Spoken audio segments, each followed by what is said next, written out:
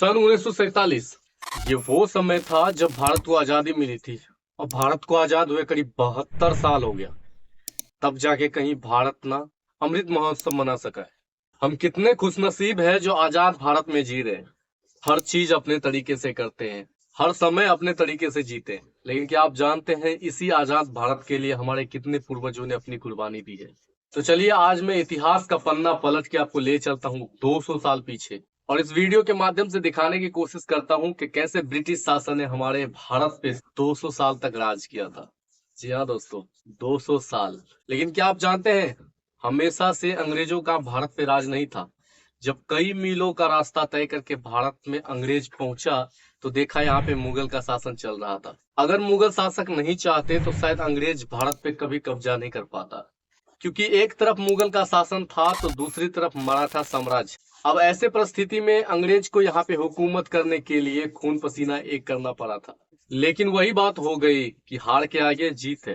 धीरे धीरे अंग्रेज ने मुगल साम्राज्य ही खत्म कर दिया। लेकिन बात यहाँ ये आ जाती है कि इतने शक्तिशाली साम्राज्य जब था मुगल, तो इतनी जल्दी हार कैसे मान ले। तो चलिए आज मैं इसी इतिहास को अच्छे तरीके से समझाने की कोशिश करता हूँ। इतिहास कहता है कि 16वीं शताब्दी में भारत इतना संपन्न देश था कि पूरे दुनिया में जितना उत्पादन होता था उसका 1/4 हिस्सा सिर्फ और सिर्फ भारत में होता था। और यही कारण था कि उस समय भारत सोने का चिड़िया कहलाता था और सारे देशों को यही सोने की चिड़िया पे आंख टिका हुआ था। अब ऐसे में भाई साहब अंग्रेज भी कहाँ पीछे रहने वाले थे। उस समय हिंदुस्तान में दिल्ली पे राज अकबर का था। कहा जाता है कि उस समय दौलत का बेताज बादशाह अकबर हुआ करते थे।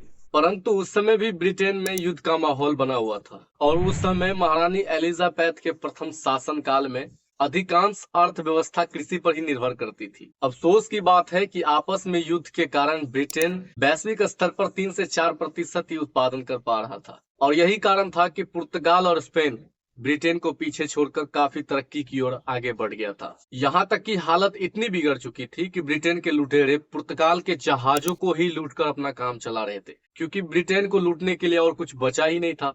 और तभी समुद्री यात्रा के दौरान एक ब्रिटिश को भारत के अपार संपदा के बारे में पता चला और ये बात ब्रिटिश के सरकार तक उन्होंने पहुंचा दी। फिर समय आया 1600 और इसी 1600 ईस्वी में ईस्ट इंडिया कंपनी की स्थापना हुई भारत में। और इस कंपनी के कार्यकर्ता जब अपनी राजनीति और कूटनीति महारानी एलिजाबेथ को बताई तो उन्होंने भी एक झटके में हाँ कर दिया। और इसी बीच बादशाह अकबर की मौत हो गई।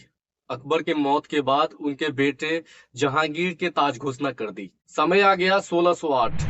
औरंगजेब के चाल से बेखबर जहांगीर दिल्ली के राजगद्दी पे राज कर रहा था और उस तरफ कैप्टन विलियम वॉकिंस जहाज में कुछ व्यापारी के साथ समुद्र के रास्ते गुजरात में प्रवेश कर चुके थे। और फिर क्या था, उसके आगमन के साथ ही भारत पे ऐसी काला साया मंडराने लगी जिसको कभी भुलाया नहीं जा सकता। अंग्रेज भारत पहुंचते ही ईस्ट इंडिया कंपनी की घोषणा कर दी और इस प्रस्ताव को लेकर पूरी टीम के साथ जहांगीर के दरबार में पहुंच गए।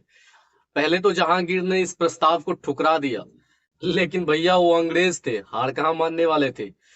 ईस्ट इंडिया कंपनी के अलग अलग प्रॉफिट डील को लेके जहांगीर के दरबार में पहुंचते रहे। और फिर क्या था, थक हार कर जहांगीर ने इस डील के गोरे कागज पे अपना हस्ताक्षर कर दिया और ये मंजूरी मिलते ही ईस्ट इंडिया कंपनी की फैक्ट्री पटना, सूरत, मुंबई और चेन्नई जैसे स्थानों में स्थापित कर दिया गया। शुरू में तो ये कंपनी भारत के लोगों को रोजगार दिया, लेकिन अच्छा खासा पगार भी दिया। इसके कारण भारत के लोगों को काफी खुशी मिली और धीरे धीरे ईस्ट इंडिया कंपनी के साथ सब जुड़ते गए। और इस जानी बुझी साजिश में फंसकर भारत के कई व्यापारी ईस्ट इंडिया कंपनी में अपना इन्वेस्ट कर दिया और यही वजह था कि ईस्ट इंडिया कंपनी धीरे धीरे ग्रोथ की तरफ बढ़ने लगे। और ग्रोथ को देखते हुए ब्रिटिश के मन में इतनी लालच पनप गई कि उसने भारत पे राज करने का मन में ठान लिया। और मामला इतना बिगड़ गया कि 1686 में ब्रिटिश ने मुगल के खिलाफ जंग छेड़ दिया। और इस जंग में जब मुगल ने ब्रिटिश को इतनी बुरी तरीके से हराया, उसके मन में एक बात तो फिक्स हो गया था कि मुगल को हम ऐसे करके कभी हरा नहीं सकते। और फिर उसने इस्तेमाल किया राजनीति और कूटनीति, जिसका फायदा अभी के धूर्त नेता उठा के भारत पे राज कर रहे हैं। मुगल से जंग में हारने के बाद ब्रिटिश ने जहांगीर के दरबार में पहुंचा और माफी मांगी कि हमें माफ करे और ये बिजनेस चालू रखने दे। और यही मुगल का माफ करना भारत का सबसे बड़ा काल बन गया। और फिर क्या था दोस्तों, धीरे धीरे ब्रिटिश ने भारत के अलग अलग राज्यों पे कब्जा करते करते पूरे भारत वर्ष पे उन्होंने कब्जा जमा लिया। नमस्कार दोस्तों, मेरा नाम है अमरजीत और इस वीडियो को देखने के लिए बहुत बहुत धन्यवाद।